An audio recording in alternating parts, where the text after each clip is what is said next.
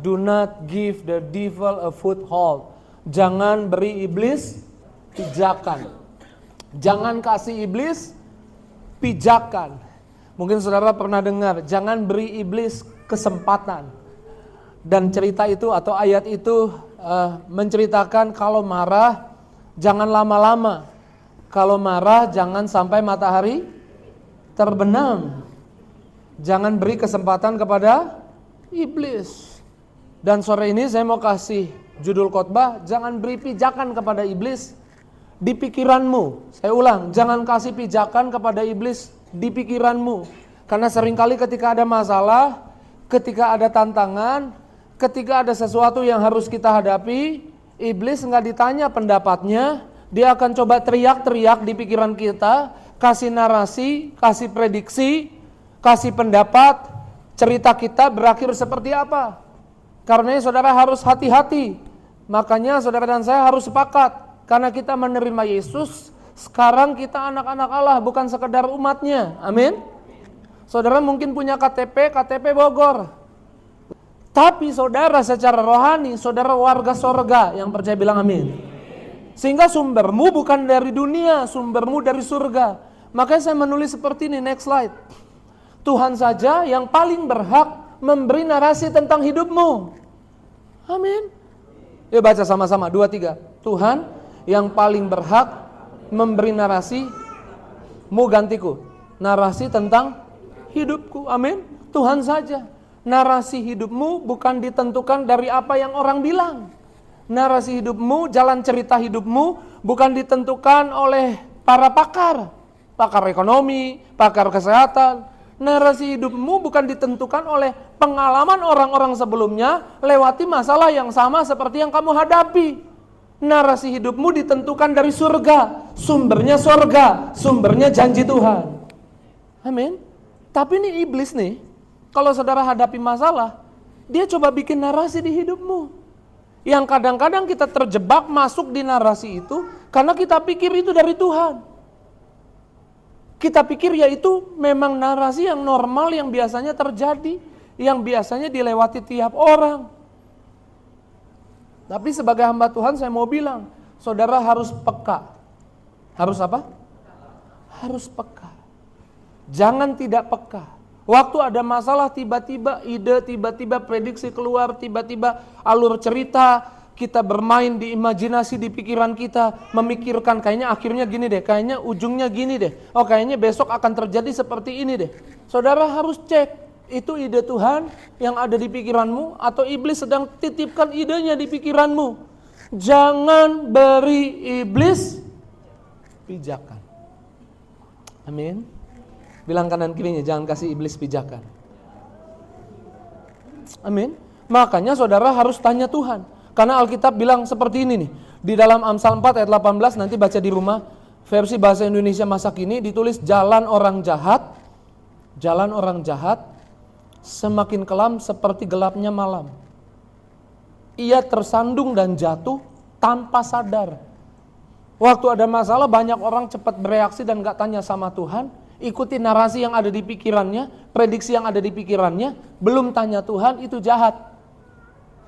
Karena saudara anak Tuhan harusnya tanya Tuhan. Ikuti narasinya, saudara tersandung dan jatuh, ada di dalam jalan-jalannya si jahat. Makanya saudara harus peka, janganlah tidak peka. Next slide. Saya bilang begini, ide dari si jahat seringkali enggak irasional, rasional. Idenya rasional, logis, masuk akal. Bukan enggak masuk akal, masuk akal. Tapi kalau diselidiki lagi, bukan cuma sekedar masuk akal, mendorong kamu berpikir, ujungnya kayaknya hancur, ujungnya kayaknya permusuhan, ujungnya dendam, ujungnya bukan hal yang baik. Membawamu jadi takut, gentar, cemas. Oh itu bukan dari Tuhan.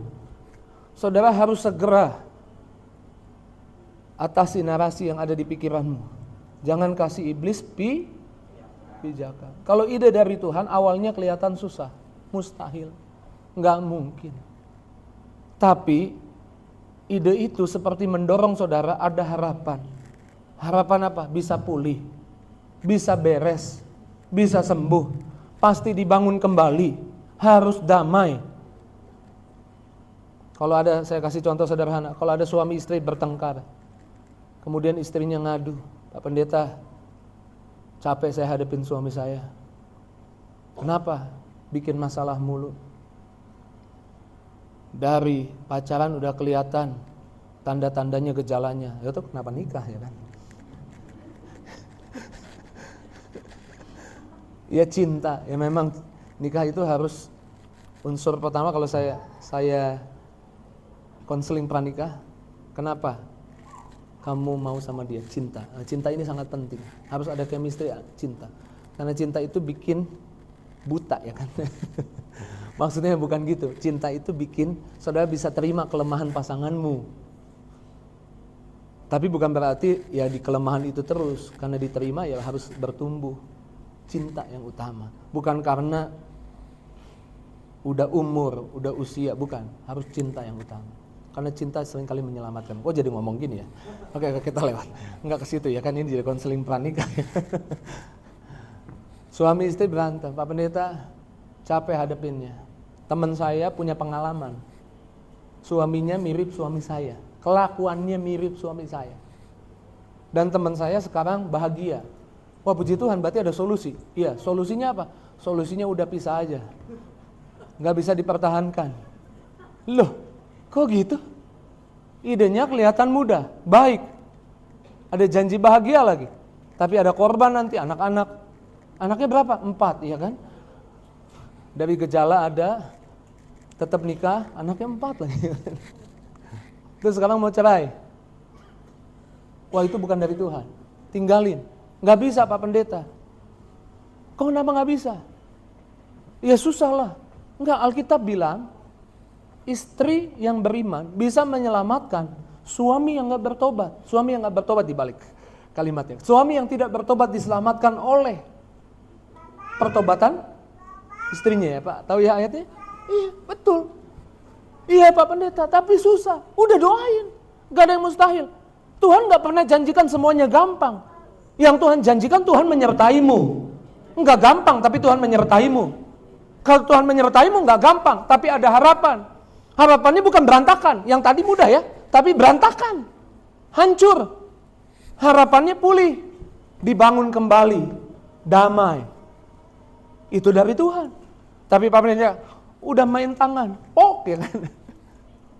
Pulangkan saja aku pada ibuku atau ayahku. Kelihatannya nggak mudah. Ide dari Tuhan tuh gitu. Walau di awal kelihatan sulit, nggak logis. Orang-orang juga nggak bisa kayak gitu Pak Pendeta. Tapi Tuhan beri dorongan. Ide yang dari Tuhan itu memberi dorongan. Harus ada harapan, pemulihan. Difitnah di tempat kerja, berantem sama temanmu. Kalau kemudian kamu masuk di narasi, ujungnya benci sama orang, ujungnya marah sama orang, ujungnya kelihatan mudah, tapi ujungnya mengharapkan orang hancur. Itu bukan dari Tuhan. Bukan dari Tuhan. Pak Pendeta, ya udah kalau gitu doain aja, kalau nggak boleh cerai, ya udah doain suami saya. Iya, minta doa apa? Doain supaya cepat dipanggil Bapak di surga.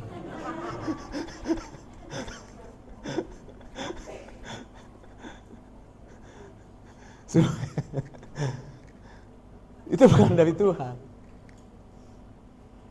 Tapi dia jahat banget. Biarin aja deh. Kalau nggak doain kayak mati ketabrak kayak, sembarangan. Itu bukan dari Tuhan. Karena Tuhan tidak menghendaki orang fasik binasa. 2 Petrus 3 ayat 9. Kalau saudara lagi hadapi konflik, kemudian muncul ide, muncul narasi, yang kalau saudara deteksi, ujungnya saudara pengen orang itu hancur, saudara pengen orang itu berantakan. Itu bukan ide dari Tuhan. Karena Tuhan tidak menghendaki orang fasik binasa. Tuhan gak menghendaki orang fasik masuk neraka.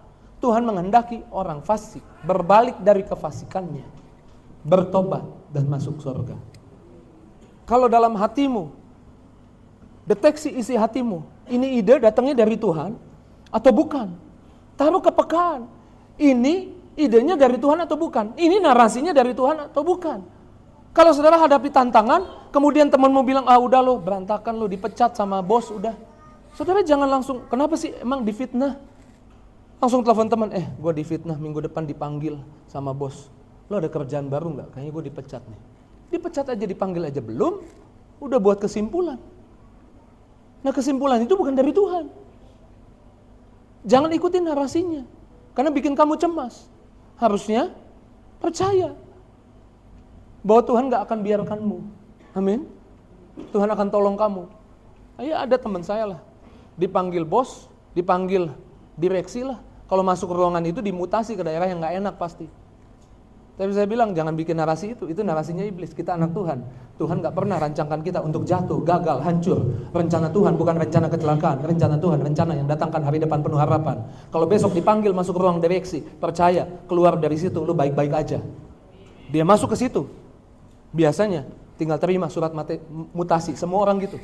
Tapi ke situ sebenarnya ada apa? Saya pengen tahu cerita sebenarnya. Tidak pernah ada kayak gitu menurut dia. Ditanya. Lalu dia bilang aja kita keluarga kenal. Jadi kamu dipanggil ada apa? Ternyata kita keluarga jauh kenal. Dan baik-baik saja. Amin. Hati-hati loh, waktu ada masalah, iblis suka bikin narasi. Saudara gak sadar masuk ke narasinya itu, saudara akan lihat ujung kegagalan, kehancuran. Tapi saudara harus pilih narasinya Tuhan. Gimana caranya? Ngomong. Sebagaimana iblis teriak-teriak di pikiranmu bikin narasi, saudara juga harus batalkan narasinya dengan perkataanmu. Nih next slide saya bilang begini, perkatakan firman Tuhan. Gunakan perkataanmu untuk membuatmu tidak terperangkap dalam narasi si jahat di hidupmu.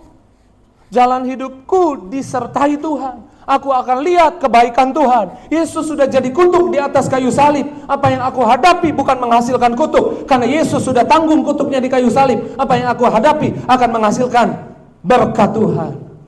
Amin. Ngomong. Patahin itu dengan perkataanmu. Seorang pendeta saya lihat di internet bilang, kesaksian, dia bilang begini, dia khotbah sama jemaatnya, dia bilang, tadi malam kemarin saya flu berat. Saya ke dokter, dan dokter sarankan saya untuk gak khotbah hari ini. Saya harus istirahat karena flu berat.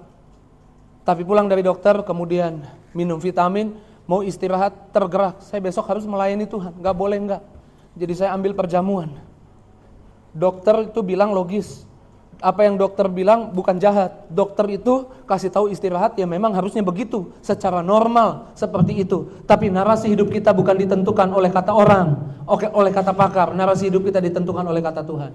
Dia perjamuan. Oleh bilur darah Yesus, aku harus sembuh malam ini, mau istirahat, mau tidur, besok bangun pagi bisa pelayanan. Dalam nama Yesus. Dia tidur. Amazing. Dahsyat. Luar biasa. Perkataannya mematahkan apa yang jadi narasi yang bikin dia gak pelayanan. Dan besoknya bangun pagi, tubuhnya segar, bisa pelayanan. Patahkan lewat perkataanmu. Nih yuk kita baca satu ayat, 2 Korintus 4 ayat 13. 2 Korintus 4 ayat 13. Saudara siap diberkati lebih lagi? Mana tangan-tangan yang siap diberkati lebih lagi? Kita boleh applause dulu, tepuk tangan yang dahsyat buat Yesus. Yuk kita baca sama-sama, 2, 3. Namun karena kami memiliki apa? Roh iman. Iman itu roh, iman itu semangat. Iman itu ada rohnya. Iman itu hidup. Iman itu bukan omong kosong. Iman itu hidup. Iman itu ada rohnya. Roh iman yang sama. Roh iman yang sama kayak gimana? Roh iman yang sama kayak gimana? Yuk kita baca. Seperti ada tertulis, aku percaya, sebab itu aku. Di perjanjian baru, roh iman yang sama adalah aku percaya, sebab itu aku berkata-kata. Maka kami juga percaya, sebab itu kami juga berkata-kata. Kitab Roma katakan, dengan hati kamu percaya, dibenarkan. Dengan mulut kamu mengaku, diselamatkan. Roh iman yang sama. Beda di perjanjian baru, bukan bicara apa yang kamu buat, bukan bicara apa yang kamu kerjakan yang menyelamatkanmu, tapi bicara apa yang kamu percaya, menyelamatkan tindakanmu, menyelamatkan perkataanmu, menyelamatkan perasaanmu. Ngerti sampai di sini? Saudara harus ngomong ketika tantangan datang, bilang Tuhan beserta aku nggak takut, gadamu dan tongkatmu menghibur aku. Sekalipun aku lewat lembah kelam, Tuhan menyertai aku akan lihat perkara hebat di hidupku. Patahkan perkataan yang salah. Hidup mati dikuasai dikuasai lidah. Jangan biarkan narasi-narasi yang dorong saudara jadi kacau, jadi berantakan. Ada masalah keuangan, nggak bisa bayar utangnya, belum kerja, nggak mungkin bayar. Stop, jangan ngomong nggak mungkin bayar. Kamu punya Tuhan yang biasa mengerjakan hal-hal yang tidak mungkin. Ngomong, tidak mungkin bagiku, tapi aku punya Tuhan yang sekarang jadi Bapakku. Kalau buat Bapakku mungkin, buat anaknya juga jadi mungkin. Amin. Mulai ngomong, roh iman yang sama. Yesus coba dijebak, masuk di rencananya, di idenya, di narasinya si jahat, di pencobaan di padang gurun. Bagaimana Yesus mengatasinya? Dengan cara Yesus ngomongin firman. Next slide.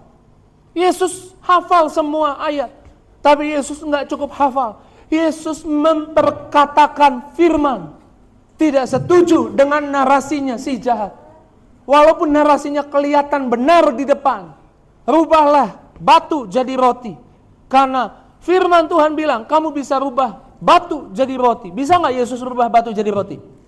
Bisa. Tapi Yesus tahu narasinya menggiring dia. Untuk ujungnya seperti patuh sama perkataan iblis. Yesus bilang, enak aja gua patuh sama lu. Ada tertulis, manusia bukan makan dari roti saja, tapi kue tiaw, nasi goreng, pecel lele, sate. Manusia bukan makan dari roti saja, tapi dari firman Tuhan. Saudara lagi makan nih, amin. Makan firman. Makan firman. Ada roh iman. Percaya ngomong. Makanya di sininya harus benar, di sininya harus benar. Percaya narasinya iblis, ngomong juga. Aduh hancur, aduh berantakan. Perasaannya gentar, ngeri, takut. Percaya narasinya si jahat, ujungnya berantakan. Ujungnya dendam, kehancuran. Percaya janji Tuhan, ngomong juga, semuanya baik, nggak akan ada masalah, baik-baik saja. Kadang-kadang ada narasi yang umum, tapi kita anak-anak Tuhan boleh minta narasi yang disebutkan dalam janjinya jadi kenyataan. Jennifer, anak saya yang kedua, adiknya Victoria, waktu di kandungan, wanita tercantik di dunia. Jangan iri hati, memang iya.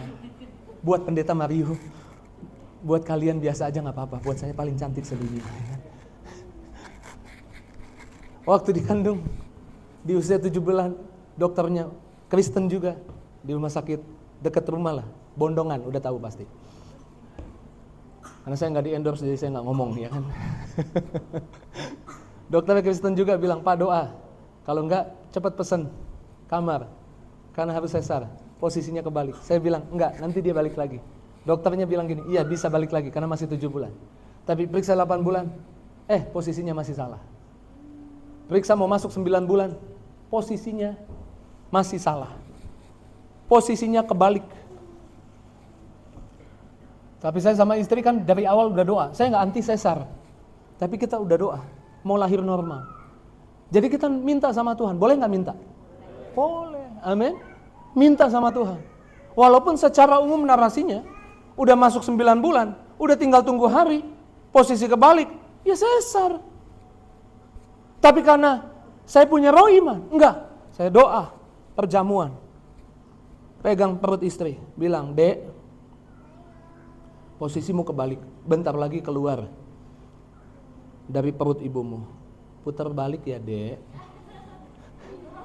Saya ngomong, untung istri saya nggak kepo. Istri saya bukan orang yang suka update di medsos. Coba kalau dia update di medsos, ya kan? Saya lagi doa.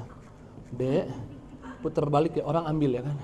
Putar balik ya, udah 9 bulan putar balik ya. Terus disebar, nih lihat nih. Seorang bapak doain anaknya. Hashtag orang gila, ya kan. Gak masuk akal.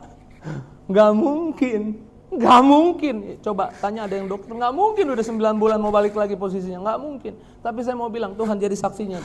Jennifer lahirnya mudah sekali dan lahirnya tidak sungsang, lahirnya normal. Nama Tuhan dimuliakan waktu kita ikut narasinya Tuhan. Percaya janji Tuhan ya dan amin. Tuhan juga menghargai percayamu. Amin. Makanya saudara harus peka. Jangan mau iblis bikin narasi di pikiranmu, menggiring pikiranmu, keadaan bisa hancur, bisa berantakan, hanya karena hari ini kelihatan berantakan. Hanya karena hari ini kelihatan hancur. Hanya karena hari ini kelihatan tragedi. Makanya kalau saudara nonton film bagus di bioskop yang sutradaranya hebat, di pertengahan film tragedi semua, hancur-hancuran ya kan, jagoannya malah babak belur dipukulin. Saudara jangan protes dan bilang gini, ini film gimana sih, ngeri amat ini, jagoannya dipukulin babak belur. Keluar dari bioskop. Kalau keluar dari bioskop filmnya belum habis, saudara akan bilang, itu yang bikin film aneh tuh, ini film jelek banget, ngeri banget filmnya. Ya karena saudara keluar dari bioskopnya. Coba duduk dulu, lihat, perhatiin. Penulis-penulis hebat itu memang biasa. Saudara hebat bikin tragedi di tengah, jagoan kalah dulu, ujungnya jagoan menang. Kalau saudara nontonnya sampai akhir, saudara akan lihat. Kalau saudara nontonnya sampai akhir, saudara akan keluar bioskop dan bilang, itu film menegangkan, tapi itu film yang bagus. Kalau sutradara dunia bisa bikin seperti itu, saya mau bilang Tuhan punya alur cerita buat hidupmu jauh lebih baik dari sutradara terhebat yang pernah bisa buat alur film terbaik di dunia. Tuhan punya alur film cerita terbaik buat hidupmu. Itu tepuk tangan yang dahsyat, yang luar biasa. Tapi kamu harus setuju sama janji Tuhan, narasinya Tuhan. Karena kadang di awal sulit, di awal susah. Doain suami yang gak bertobat, doain istri yang masih royal belanja mulu. Tapi ujungnya ada berkat Tuhan. Amin. Amin. Hati-hati. Goal khotbah saya sederhana. Hati-hati dengan narasi yang ada di pikiran. Bangsa Israel bisa jadi contoh. Ketika mereka teriak-teriak di Mesir, bebaskan kami dari perbudakan. Tuhan utus Musa, ada tulah 10 tulah. Kemudian mereka keluar dari perbudakan di Mesir. Minggu lalu kita bahas. Tiang awan menuntun mereka ke arah laut. Tapi laut bukan jadi halangan buat Tuhan. Lautnya dibelah. Dan ini bangsa yang dalam sejarah ketika mau jalan ada laut di depan, dibelah sama Tuhan. Dibelah. Keliling-keliling di padang gurun. Setelah keliling-keliling di padang gurun, Tuhan bilang, tempatmu bukan padang gurun. Aku gak pernah janji kamu tinggal di padang gurun. Ini waktunya kamu pindah ke tanah yang berlimpah susu dan madu. Musa kirim pengintai, 12 pengintai dikirim. Coba intai 40 hari tanah itu. Dan mereka lihat itu tanah yang baik. Berlimpah susu dan madu, buahnya besar-besar. Lalu mereka pulang. Yuk kita buka Bilangan 13 ayat 25. Sesudah lewat 40 hari pulanglah mereka dari pengintaian. Ini 12 pengintai. Berapa pengintai? 12 pengintai. Kemudian ayat 26. Dan langsung datang kepada Musa dan Harun dan segenap umat Israel di Kades, di padang gurun Paran. Mereka membawa pulang kabar kepada keduanya dan kepada segenap umat itu, dan memperlihatkan sekaliannya hasil negeri itu dibawa. Kalau saudara baca di ayat atasnya, delimanya besar-besar, anggurnya seperti buah semangka besar-besar. Mereka bawa pulang. Inilah hasil. Ini tanah yang indah yang Tuhan janjikan buat kita. Kemudian ayat 27, mereka menceritakan kepadanya, kami sudah masuk ke negeri kemana kau suruh kami, dan memang negeri itu berlimpah susu dan madunya. Dan inilah hasilnya. Dikasih lihat, ini hasilnya. Ayat 28. Hanya, ada kata hanya. Ini 10 orang yang ngomong. Hanya bangsa yang diam di negeri itu kuat-kuat. Dan kota-kotanya berkubu, sangat besar. Juga keturunan enak kami lihat di sana. Emang ada janji kesembuhan, ada janji kesuksesan. Tapi ada tantangan yang besar yang harus saya hadapi. Kemudian ayat 29, orang Amalek diam di tanah Negeb. Saudara tahu orang Amalek? Ini orang yang suka, ada satu bangsa panen, diserang, diambil hasil panennya. Gideon waktu mau menikmati hasil panen, bangsa Amalek datang. Dan tahun-tahun sebelumnya bangsa Amalek datang ambil hasil panen. Ingat waktu kota Ziklag dijarah Daud, dijarah kotanya, diambil hartanya, kotanya dibakar, istri anak-anaknya ditawan, itu yang serang siapa? Orang Amalek. Jadi mereka gambarin ada orang Amalek. Lalu dibilang lagi apa? Orang Het. Orang Het ini siapa? Orang Het ini biasanya orang-orang Het ini jago perang. Dan mereka bersedia perang buat bangsa lain, alias tentara bayaran. Tinggal di Kanaan. Yang ngomong ini lagi bandingin, waktu kita tinggal di Mesir, orang Mesir nggak ada apa-apanya sama orang Kanaan. Orang Kanaan, ada orang Amalek yang suka jarah, ada orang Het yang jadi tentara bayaran, tinggalnya di situ. Orang Amori diam di pegunungan. Ini orang Amori juga nggak bisa tidak diperhitungkan. Ini orang yang kuat juga, yang suka berperang juga. Orang Kanaan diam di sepanjang laut, sepanjang tepi sungai Yordan. Ayat 30. Ini waktu ngomong gini dijeda, interupsi Kaleb, interupsi ya. Interupsi bentar. Supaya tenang, tentram hatinya. Saya doa saudara nih jadi orang-orang yang kayak Kaleb nih. Waktu temenmu, waktu keluarga bermasalah nggak manas-manasin, nggak nakut-nakutin, tapi bilang ketentraman. Tenang, ada Tuhan. Tenang, damai, tenang. Masih ada Tuhan, masih ada mujizat. Lalu dia bilang begini, menenteramkan hati bangsa itu di hadapan Musa, katanya, tidak, kita akan maju dan menduduki negeri itu, sebab kita pasti akan mengalahkannya. Sebentar, saya mau saudara ngerti nih. Bangsa Israel wakili saudara dan saya. Mau masuk ke tanah Kanaan, mau merebut berkat. Tapi sementara mau rebut berkat, ada masalah kan? Ada orang-orang besar. Ada dua narasi. Yang satu narasi bilang, nggak mungkin. Hancur kita masuk ke situ. Berantakan kita masuk ke situ. Yang satu bilang, kita bisa masuk. Yang satu, bukan dari Tuhan. Yang satu dari Tuhan. Ayat 31. Tetapi orang-orang yang pergi ke sana bersama-sama dengan dia, 10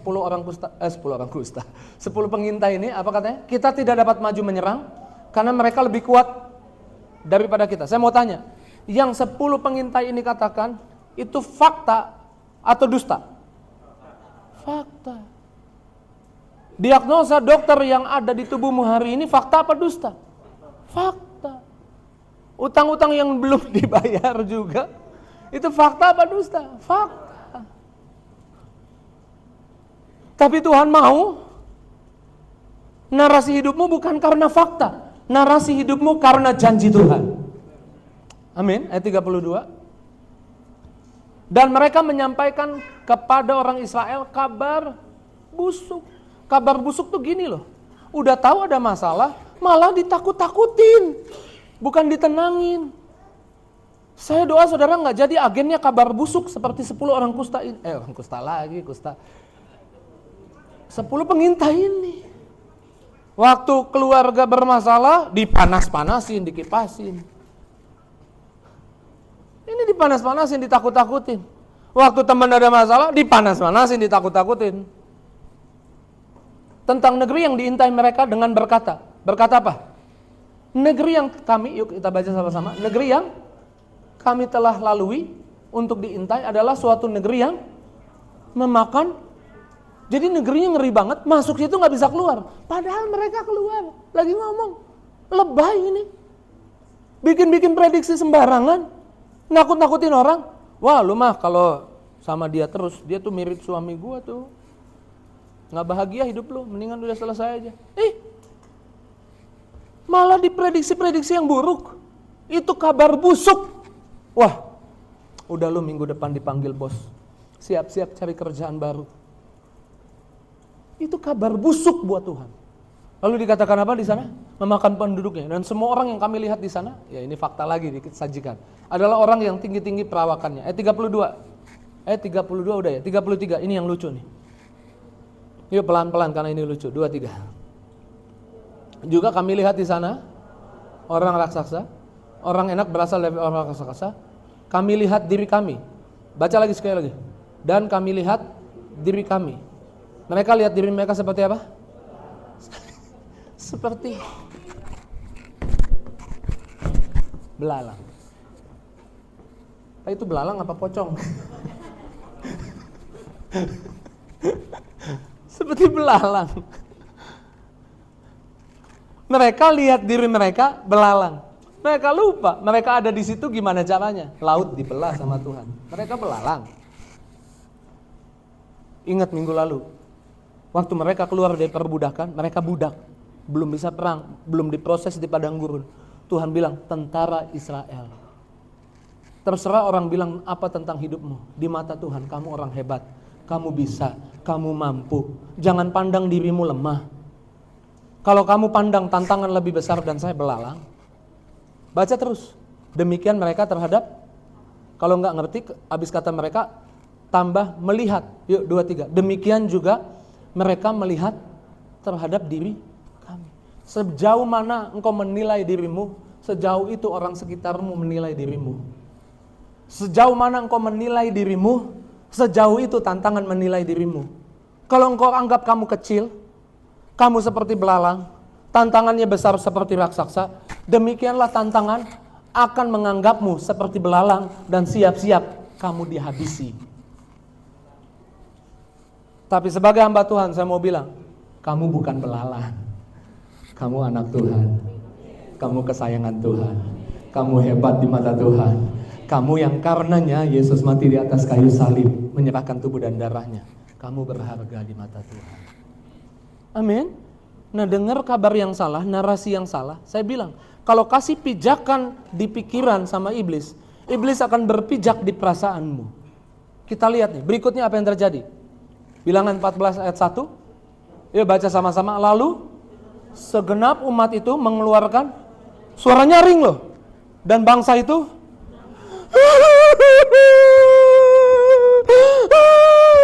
kenapa bisa begitu? Gentar, ngeri, stres, depresi, udah gak tahan lagi, nangis. Karena izinkan narasi bukan dari Tuhan berpijak di pikiran, dia akan berpijak di perasaan. Buat kamu gemeteran, buat kamu depresi, buat kamu stres. Kalau ada di antaramu yang hari ini stres, takut, gemeteran, saya curiga kamu lagi izinkan narasi si jahat ada di pikiranmu. Dan hari ini engkau datang ke tempat ini bukan kebetulan, karena Tuhan lewat hamba Tuhan yang di depan sedang mengusir narasi yang salah di pikiranmu. Karena Tuhan gak rela kamu takut gentar, gak rela kamu cemas, kamu kewalahan, depresi. Tuhan mau kamu bahagia, Tuhan mau kamu sukacita. Amin. Segenap bangsa itu gemeteran, nangis, berpijak di pikiran, berpijak di perasaan. Lanjut, pelan-pelan. Baca lagi sama-sama ayat 2-nya. Bersungut-sungut. Pikirannya salah, perasaannya salah, ngomongnya salah. Mati aja mendingan daripada gini. Benar tuh di bawah. Sekiranya kami mati aja. Sungut-sungut kepada Harun, kepada Musa. Buat apa hidup kalau gitu? Mati aja. Ngomong asal. Buat apa hidup? Tuhan punya rencana indah buat hidupmu. Buat apa hidup? Mati aja. Tuhan gak mau kamu mati. Tuhan mau menyatakan kemuliaannya lewat hidupmu. Amin. Tuhan mau buktikan, Tuhan bisa tolong kamu di tengah tantangan masalah yang kamu hadapi. Untuk itulah kamu hidup, supaya lihat bahwa Tuhan bisa bekerja lewat hidupmu. Amin. Tapi salah dengar, masuk ke pikiran, bikin narasi, salah perasaan, salah perkataan. Lebih ngeri lagi ayat 3 nih. Mengapa Tuhan bawa kami ke negeri ini? Lah, kenapa Tuhan bawa kami ke negeri ini? Lu diperbudakan minta dibebasin. Combro, ya kayaknya combro lah. Bambang. Tuhan udah bebasin, bawa ke padang gurun, mau pindah tinggal dikit lagi berkat, selangkah lagi berkat. Lu bilang ngapain bawa ke sini? Supaya kami tewas, kan? Buat prediksi yang salah. Kenapa sih Tuhan izinin ini? Supaya saya mati ya? Karena pikirannya salah. Supaya kamu lihat berkat Tuhan. Supaya kamu lihat janji Tuhan. Supaya kamu lihat mujizat Tuhan. supaya kamu lihat betapa Tuhan sayang kamu. Makanya dibawa sampai ke situ, ke tepi kanan. Betapa Tuhan sayang orang Israel. Istri serta anak-anak kami jadi tawanan. Lebih baik kami, mereka bilang apa di sana? Bukankah lebih baik kami? Mau balik lagi ke titik awal. Udah gol 2-0, beberapa menit lagi menang, ulang lagi dari awal. Ngaco. Ayat 4 bilang apa di sana? Nih ngeri nih ayat 4. Dan mereka berkata seorang kepada yang lain, baiklah kita mau gantiin Musa Harun. Memberontak. Ngaco. Tapi Musa Harun responnya keren. Waktu ada masalah, ayat 5, mereka sujud di hadapan Tuhan. Ini harusnya orang-orang takut Tuhan tuh. Jangan cepat-cepat bereaksi. Ada masalah, masuk kamar, tutup pintu. Orang hebat tuh, ketika ada masalah, bukan mikir gimana ya caranya, masuk kamar, doa. Buka Alkitab, lihat apa saja janji Tuhan buat hidupmu. Kamu akan ketemu solusi, tuntunan Tuhan. Amin. Ayat 5-nya, coba tampilkan dong ayat 5 supaya jemaat lihat. Ayat 5. Next, ayat 5. Oh kan? Lalu sujudlah Musa dan Harun di depan mata seluruh yang berkumpul di situ. Ayat 6. Tetapi Yosua bin Nun, Kaleb bin Yefune, termasuk orang yang telah mengintai negeri itu, mengoyakkan pakaiannya. Ayat 7, dan berkata kepada segenap umat Israel, negeri yang kami lalui untuk diintai itu adalah luar biasa baiknya. Kalau yang 10 kasih kabar busuk, yang 2 kasih kabar baik. Saya percaya saya sedang berdiri di hadapan jemaat Tuhan yang dalam cerita ini diwakili oleh Yosua dan Kaleb. Saudara, orang-orang yang bukan manas-manasin orang, bikin keadaan sepertinya kalau keluarga lagi masalah bukan giring orang, keadaan akan tambah kacau, berantakan semuanya nih gara-gara masalah ini. Enggak, saudara akan buat ketenangan. Saudara orang yang tunggu sebentar, kita doa tanya Tuhan. Kemudian saudara orang yang bilang ada janji Tuhan, ada masalah tapi Tuhan sertai, pasti ada jalan keluar. Amin. Dikatakan apa di sana? Negeri yang kami lalui untuk diintai, sama-sama bilang janji Tuhan adalah luar biasa baiknya. Sebagai hamba Tuhan saya mau bilang, rencana Tuhan buat keuanganmu, buat kesehatanmu, buat masa depan anak-anakmu, buat pelayananmu yang pelayanan, buat seluruh aspek hidupmu luar biasa baiknya. Amin. Ya, tepuk tangan yang dahsyat, yang luar biasa. Hanya karena hari ini kelihatan susah, hanya karena hari ini kelihatannya ada masalah, bukan berarti kamu gak akan sampai ke rencana Tuhan. Hanya karena mereka lihat kabar, dengar orang bilang orangnya tinggi-tinggi, besar-besar, bukan berarti mereka gak bisa kuasai tanah itu. Kalau saudara baca kitab Yosua di pasal 24, mereka akhirnya menguasai seluruh wilayah Kanaan. Amin. Rencana Tuhan buat hidupmu luar biasa baiknya. Kalau hari ini lihat kayaknya rencana Tuhan belum jadi, terus percaya, terus ngomong, dan lihat akan masuklah engkau ke tanah Kanaan yang berlimpah susu dan madu. Ayat 8 dikatakan apa? Jika Tuhan berkenan kepada kita, maka Ia akan membawa kita masuk ke negeri itu dan memberikannya kepada kita suatu negeri yang berlimpah susu dan madunya. Ayat 9 nih, ada peringatan dikatakan apa? Hanya janganlah memberontak kepada Tuhan. Gimana? Saya gak berontak sama Tuhan. Ketika kamu gak percaya, ujung cerita hidupmu Tuhan gak pernah janjikan gagal, bangkrut, berantakan, hancur, kutuk. Ujung cerita hidupmu Tuhan bilang hari depan yang penuh harapan. Waktu kamu gak percaya sama narasi itu, kamu sedang memberontak. Tapi kita bukan orang yang memberontak. Amin. Dan janganlah takut kepada bangsa di negeri itu. Sama-sama bilang, saya gak perlu takut sama tantangan. Sama-sama bilang, tantangan gak ada kuasanya. Roh iman, iman saya kepada janji Tuhan ada kuasanya. Amin. Sebab dikatakan apa? Sebab mereka akan kita, sama-sama bilang, sebab masalah pasti selesai. yang melindungi mereka sudah meninggalkan mereka, nggak ada kuasanya. Sama-sama bilang masalah nggak ada kuasanya. Masalah ada kadaluarsanya. Bilang udah habis kadaluarsanya. Amin, itu iman. Amin. Itu roh iman. Dikatakan apa? Sedang Tuhan bilang Tuhan menyertai saya. Bilang saya nggak takut. Amin. Hati-hati loh, narasi-narasi yang salah coba masuk, kamu harus peka. 2 orang tadi yang kasih semangat namanya siapa? Kaleb dan Yosua. 10 orang yang bawa kabar busuk namanya siapa? Yang tahu dapat iPad saya nih. Serius, bener. Saya kasih waktu 10 detik ya, 10. Beneran, dapat iPad saya yang tahu nih. 10, 9, 8, 7, 6. Beneran nih, gak mau nih iPadnya. 5, 4, 3, 2. Udah batal. Puji Tuhan, makasih Tuhan Yesus. Karena saya juga gak tahu namanya. Karena nama orang-orang yang bawa kabar busuk gak penting. Nama orang-orang yang tukang manas-manasin gak perlu diingat dan gak akan diingat. Tapi nama orang-orang yang bawa ketenangan akan diingat, akan diberkati, akan dikenang. Amin.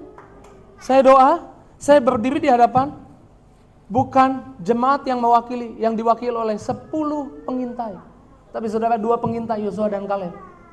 Supaya namamu diingat oleh keluarga, teman, sahabat. Waktu ada masalah dia akan telepon kamu, dia akan tanya pendapatmu. Yang 2 masuk ke tanah Kanaan. Masuk gak yang 2? Yosua, Kaleb. Yang 10 masuk atau enggak? Nah ini juga nih. Hah? Masuk atau enggak? Enggak. Oh, anak saya jawab enggak, dia udah tahu. Nah waktu saya susun khotbah dia tahu.